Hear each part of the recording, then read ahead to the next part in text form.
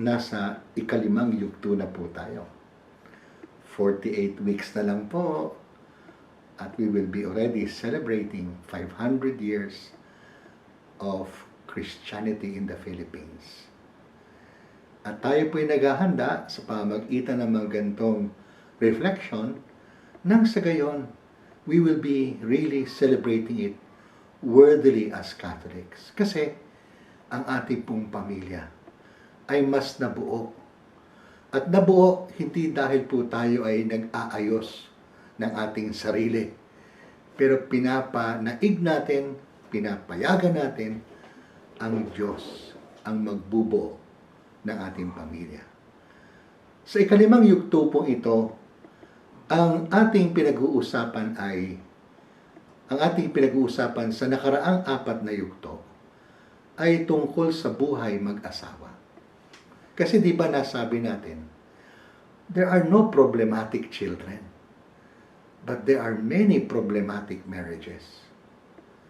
So if we want to have a good family, that our children will be somehow not only comfortable, but they will grow up in a value system that is right to the Catholic values, the husband and wife must be able to do their part, their important role in that family. So ito po ang ikalimang yugto.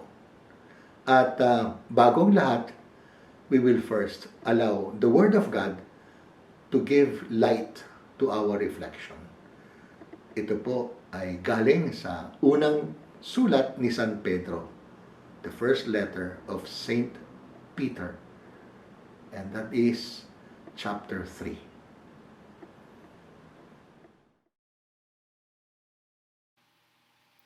Likewise, your wives should be subordinate to your husbands, so that even if some disobey the word, they may be won over without a word by their wives' conduct. When they observe your reverent and chaste behavior, your adornment should not be an external one, braiding the hair, wearing gold jewelry, or dressing in fine clothes, but rather the hidden character of the heart, expressed in the imperishable beauty of a gentle and calm disposition, which is precious in the sight of God. For this is also how the holy women who hoped in God once used to adorn themselves and were subordinate to their husbands. Thus Sarah obeyed Abraham, calling him Lord. You are her children when you do what is good and fear no intimidation. Likewise, you husbands should live with your wives in understanding, showing honor to the weaker female sex, since we are joint heirs of the gift of life, so that your prayers may not be hindered. Finally, all of you, be of one mind, sympathetic, loving toward one another, compassionate, humble. Do not return evil for evil or insult for insult, but on the contrary, a blessing, because of to this you were called, that you might inherit a blessing.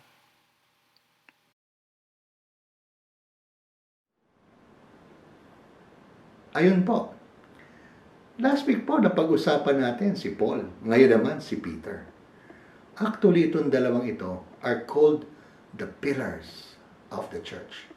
Saints Peter and Saint Paul are actually having one common feast sa liturgy po ng ating simbahan.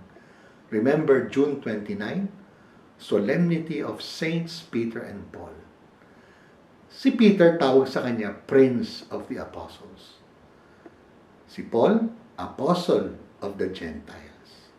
Somehow, si Peter ang nangangasiwa sa Catholics, sa Kristiyano, na parang sumusunod kay Kristo nga, kay Yesu Kristo, dahil kasi may mga testigo na mga Judeo-Christians, mga Hudyo na naging alagad ni Kristo. Ang una sa lahat doon ay si Pedro. Instead, si Paul, Hindi niya kilala si Yesu Kristo in this historical time. Pero natutunan niya from the apostles, and he himself became the apostle of Jesus Christ to the Gentiles, sa mga hindi po Hudyo. Punta po tayo kay St. Peter na nabasa natin. Bakit pa siya nagsulat? Kasi pumunta siya po sa Roma.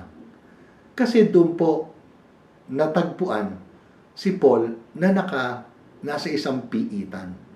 Siya po ay nakakulong because may mga habla sa kanya ang mga Hudyo. And so Peter went to console Paul.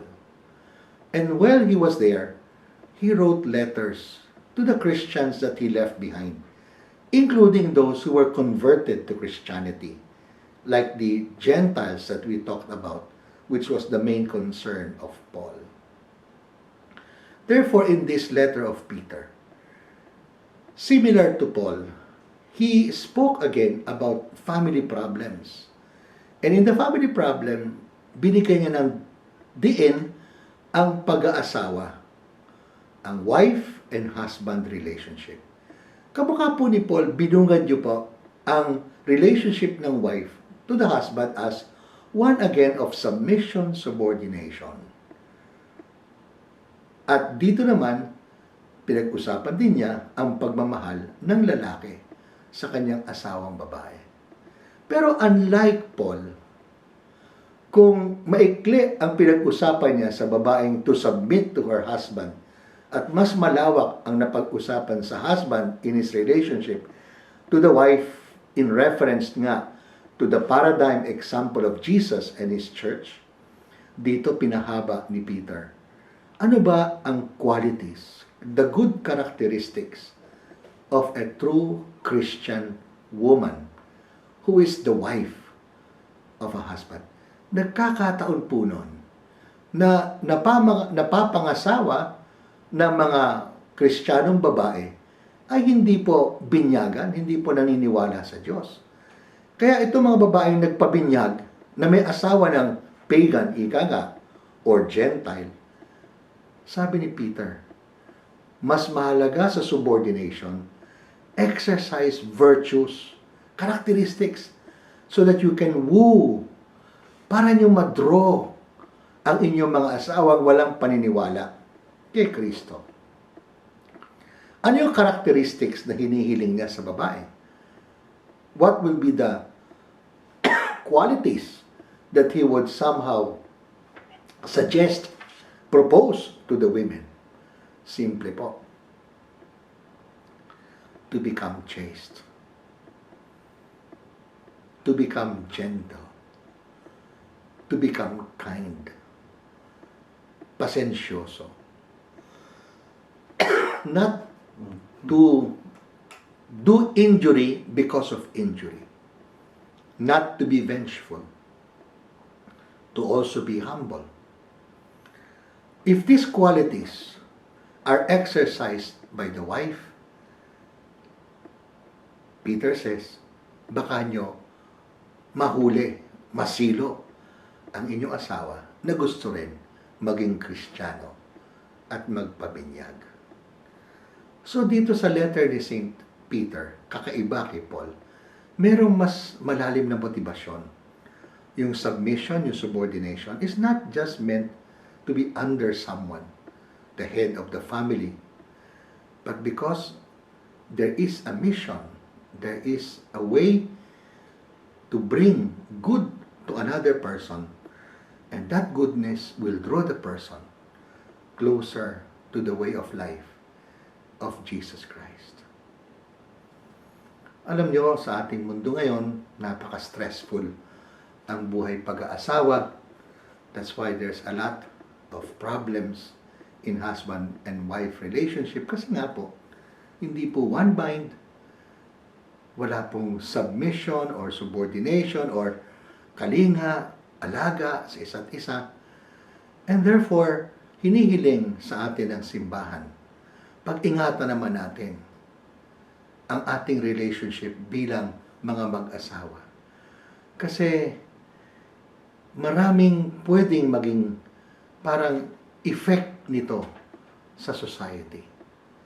The effect would be that it will become a more godly society because there is a godly relationship of husband and wife. To end po this segment of our reflection on the relationship of husband and wife, atin pong makikita sa pamagitan na letter ni Saint Peter na ang kanyang encouragement for unity is very much stressing magkaisang isip para kayo maging isang dibdib. Unity of mind. So that there will be unity of heart. So mahalaga po sa pag-aasawa na magkaroon ng pag-uusap sa isa't isa. Because in that dialogue, the meeting of minds, the unity of minds, will bear fruit into true service and love for each other. So now we will segue to a life testimony.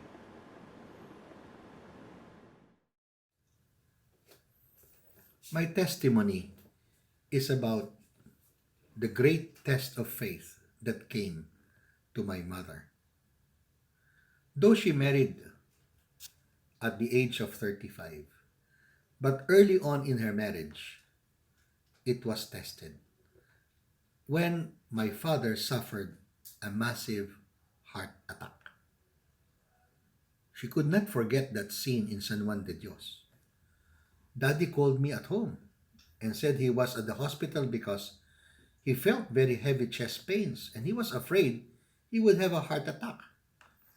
He had already one mild stroke some 10 years ago, and so he knew somehow the symptoms. I rushed. I found him sitting on the lying in bed at my first cousin's clinic. We were talking and he was assuring me probably it was just a false alarm. About to dress up and to leave for home, he just collapsed on the bed. How I shouted for the nurse, who responded very fast. She forcibly opened a cabinet, got a syringe, and immediately gave an injection straight to my husband's heart. He stopped breathing. Those were the longest 60 seconds of my life. But later in the evening, at the intensive care unit, my doctor cousin told me that my husband had only a % chance to survive. I remember I went to the Blessed Sacrament and stayed there through the night, pleading for his life. I knew I would not manage to bring up my 2 sons. They were just 6 and 4 years old, respectively. But heaven answered generously. My mother got her request. Our dad survived the night, remained in convalescence 3 full months. But all those months and years, 17 years after, my mother stood by her man, nursing him, making sure he got the proper diet, taking the disciplinarian's role in rearing up his children. My mother would cook the food for us, very tasty, very nice, very attractive, but she would cook a separate food for my dad, low purine diet. And in order that my father would not be envious of the food that we were taking, my mother religiously ate the same food as my dad. Took the sacrifice of submitting herself to the same regimen and diet of her husband. Thanks be to God, it's only after 17 years that our father collapsed for a third and fatal heart attack. If I would recall anything that is so wonderful about our mother submitting herself to this regimen that she did not want, definitely. But she wanted her husband to live long, and so she would partake of his diet. My mother lived a full 100 years because after my father died when she was only 59, she maintained for the next 40 years the same low purine diet, and therefore it made her live long. What I'd like to testify is that this woman who did not look more about her own comfort, taste, and whatever, but took care of her husband until his death, God rewarded, made her live long to be able even to see her three grandchildren growing up. If the Lord does not build a house, in vain the builders labor. I honor my mother for being so submitted to the will of God.